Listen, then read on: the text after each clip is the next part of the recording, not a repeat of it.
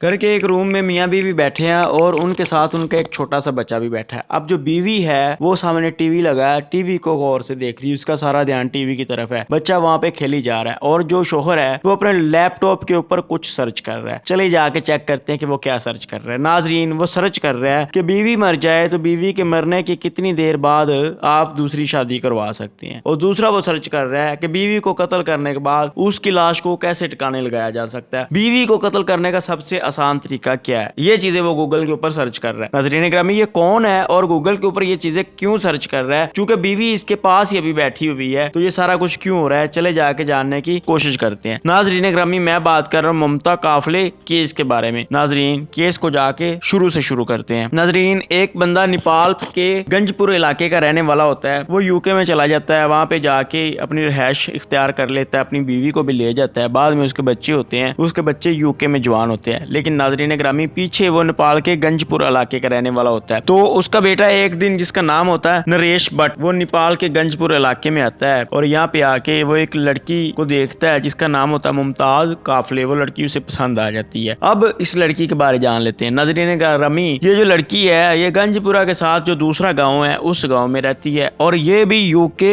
गई हुई है पढ़ाई के लिए। नाज़रीन, ये लंदन से अपनी पढ़ाई मुकम्मल करती है। पढ़ाई मुकम्मल करने के बाद वापस अपने इलाके गंजपुर के साथ जो गाँव होता है वहाँ पे आके रह रही होती है। किसकी? नरेश भट्ट से मुलाकात हो जाती है। यूं ये दोनों एक दूसरे को पसंद कर लेते हैं। पसंद करने के बाद नाज़रीन, ये जो ममता काफले होती है ये अपने घर में बात करती है कैसे एक लड़का है यूके के रहने वाला जिसका नाम नरेश भट्ट है, मैं उससे शादी करवाना चाहती हूँ। इसके घर में इसका माँ बाप होता है। पहले तो वो नहीं मानते, लेकिन जब बेटी इसरार करती है कि मैं उसी से शादी करवाना चाहता हूँ तो माँ बाप जो होते हैं वो मान जाते हैं। यूं नाज़रीन ग्रामी, ये जो नरेश भट्ट होता है इसकी और ममता की शादी हो जाती है। शादी होने के बाद नाज़रीन दिसंबर 2020 को इनकी शादी होती है। जुलाई 2021 को ये जो नरेश भट्ट होता है अपनी बीवी ममता को साथ लेता है और यूके में चला जाता है। नाज़रीन, यहाँ पे जाके ये रहना शुरू कर देता है। यहाँ पे क्या होता है कि इसने पहले फौज में काम किया था, यूके की फौज में। उसके बाद इसने फौज से रिटायरमेंट ली और यूके की पुलिस में काम कर रहा था। फिर इसने यूके की पुलिस से भी रिटायरमेंट ली और एक प्राइवेट कंपनी में काम कर रहा था। अब ये हाजिर सर्विस एक प्राइवेट कंपनी में काम कर रहा था। दूसरी तरफ ये जो लड़की थी ममता काफले, ये भी काफी पढ़ी लिखी थी। यूं नाज़रीन ग्रामी, इसे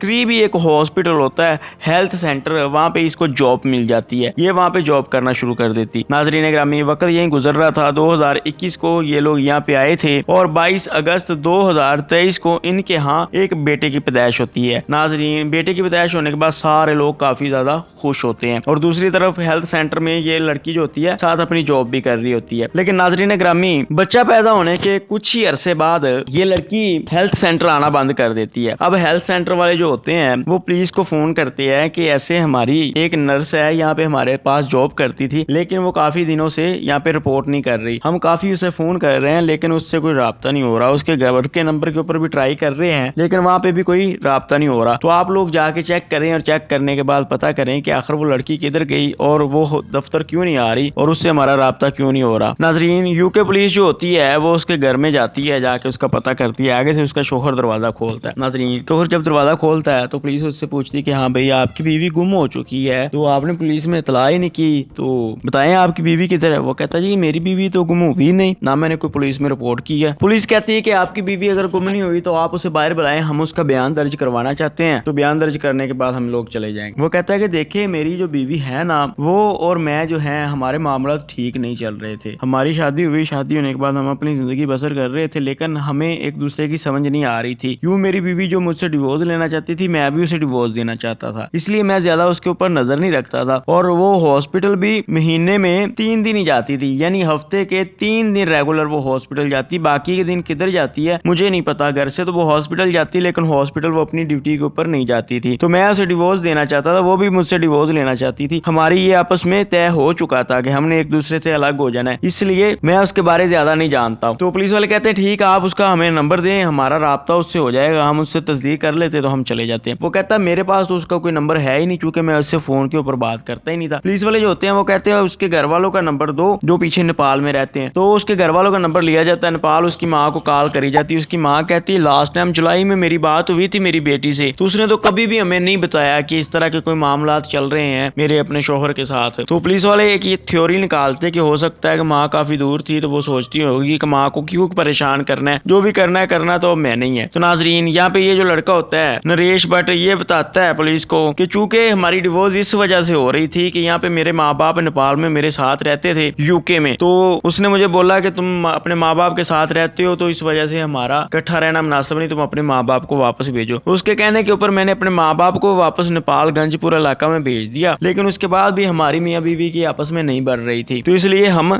अलग होना चाह रहे थे, इसलिए हमारी डिवोर्स हो रही थी, मुझे उसका कोई पता नहीं। नाजरीन पुलिस वाले जो होते हैं वो कहते हैं कि अब कुंडली निकालना पड़ेगी इन दोनों की, फिर ही कुछ पता चलेगा। पुलिस वाले सबसे पहले उसकी बीवी ममता की कुंडली निकालते हैं, तो पता चलता है कि ये हॉस्पिटल जाती है, हॉस्पिटल जाने के बाद ये वापस अपने घर आती है। इसमें इस तरह का कोई चक्कर नहीं है कि ये कहीं और जा रही हो या किसी और लड़के का उसके अफेयर का कोई चक्कर सामने है। पुलिस वालों को एक चीज की समझ आ जाती है कि ये जो नरेश भट्ट है ये झूठ बोल रहा है। दूसरा, ये फौज में भी रह चुका है और पुलिस में भी रह चुका है, यूं इसको पता है कि ये दोनों एजेंसियां काम कैसे करती हैं। इसलिए पुलिस वालों को ये तो कन्फर्म हो चुका था कि इसने हो सकता है अपनी बीवी को कत्ल कर दिया हो, और कत्ल करने के बाद उसकी लाश के छोटे छोटे टुकड़े करके कहीं पे छुपा दी हो डिकम्पोजिशन के लिए। यूं नाजरीन ग्रामी पुलिस वाले जो होते हैं इसको हिरासत में ले लेते हैं। हिरासत में लेने के बाद फोर्सिंग की टीम मंगवाते हैं, घर की अच्छे से तलाशी लेते हैं, लेकिन इनको कुछ भी नहीं मिलता। नाजरीन ये इसको थाने लेके आ जाते हैं। दूसरी तरफ पुलिस वाले जो होते हैं उसके घर की पूरी रैकी करते हैं, सब कुछ मालूम करते हैं, तो पता चलता है कि यहाँ पे करीब ही एक दान सेंटर है, यहाँ पे आप अपने घर की कोई भी फालतू चीज दान कर सकते हैं कि जिसको जरूरत हो वो ले जाए। नाजरीन यहाँ पे पुलिस वालों को एक चीज की पता चलता है कि इसने अपने घर का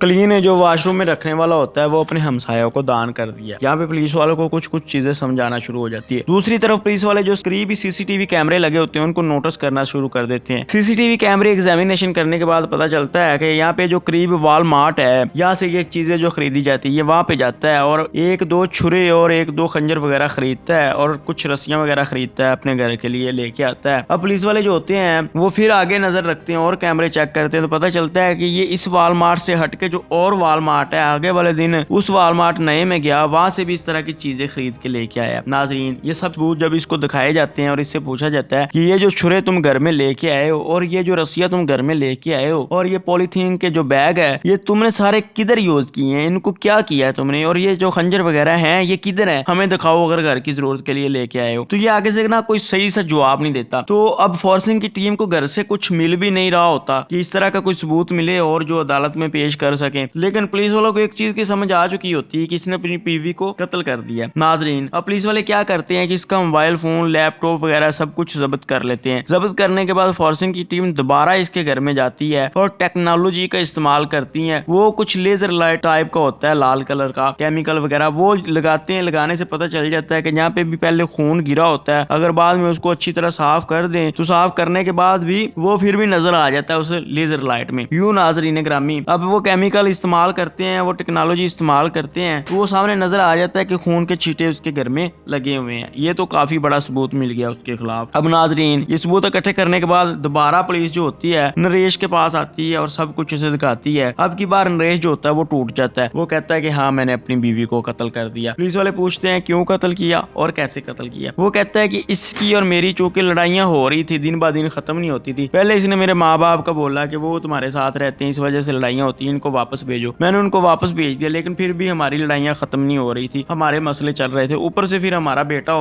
पैदा हो गया, मजीद परेशानी होना शुरू हो गई। वो भी तंग करता रहता था, सारी रात रोता रहता था, जिससे मेरा मसला हल नहीं होता था, मैं सो नहीं पाता था। तो अब सीन कुछ ये था कि लड़ाई खत्म नहीं हो रही थी और ये मुझसे अलग नहीं हो रही थी, तो मैंने इसको कत्ल करने का सोचा और आगे शादी करवाने का सोचा। यूं नाजरीन वो कहते हैं कि मैं सब कुछ ये खरीद के लेके आया। लेके आने के बाद अब पुलिस वाले जो होते हैं उसने जो हिस्ट्री वगैरह लैपटॉप से डिलीट की होती है उसको भी निकाल लेते हैं, तो उसको सब कुछ दिखाते हैं कि ये चीजें तुमने सर्च करी। वो कहता है हाँ ये सब कुछ मैंने सर्च किया था, उस टाइम वो मेरे पास बैठी हुई थी, तो मैंने सर्च किया कि लाश को कैसे ठिकाने लगाते हैं और शादी कितनी देर बाद कर सकते हैं अपनी बीवी के मर जाने के बाद। यूं मैंने ये सब कुछ सर्च करने के बाद उसको कत्ल किया। कत्ल करने के बाद उसके छोटे छोटे टुकड़े किए। छोटे छोटे टुकड़े करने के बाद मैंने उनको प्लास्टिक के बैग में भरा और करीबी जो कचरा फेंकने वाला बड़ा गंजानबाद इलाका था मैंने वहां पे सारी ये प्लास्टिक के बैग फेंक दिए और उसके पीस छोटे छोटे किए हुए थे। तो मेरे ज़हन में यही था कि ये सारा कचरा जो इकट्ठा करके आगे गाड़ियां जहाँ पे ले जाती हैं वहाँ के इनको फेंक के आ जाएंगे, यूं इस चीज का पता नहीं चलेगा। यूं नाजरीन ग्रामी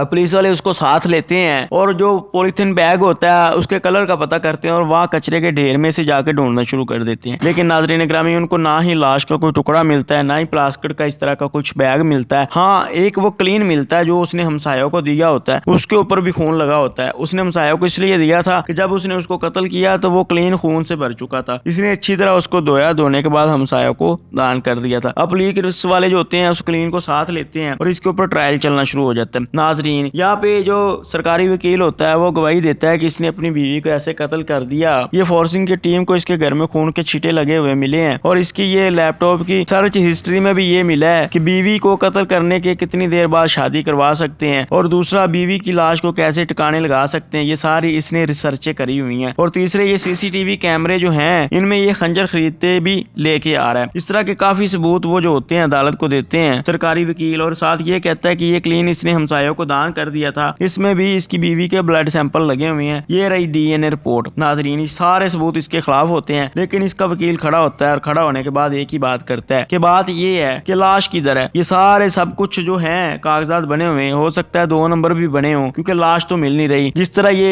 अपनी बीवी के साथ लड़ाई करता था और इसकी बीवी इसके साथ लड़ाई करती थी और घर से काफी दिन गायब रहती थी, ऐसे ही हो सकता है कि वो घर से गायब हो, अपने किसी आशिक के पास गई चली हो। इस चीज का क्या सबूत है कि वो कत्ल हो चुकी। लेकिन नाजरीन ग्रामी, अदालत के सामने इतने सबूत होते हैं, अदालत उन सबूतों को सामने रखते हुए इसके ऊपर 302 लगा देती है और भी काफी ज्यादा दफा लगाती है और इसके ऊपर ट्रायल चलना शुरू हो जाता है। यूं नाजरीन ग्रामी, इसके केस का भी कुछ फैसला तो नहीं आया, बहरहाल इसके ऊपर ट्रायल चल रहा है। जैसे ही कोई फैसला आएगा आप लोगों को लाजमी आगाह किया जाएगा। वीडियो अच्छी लगने की सूरत में चैनल को सब्सक्राइब करें। मुझे इजाजत दें, लाने के बाद।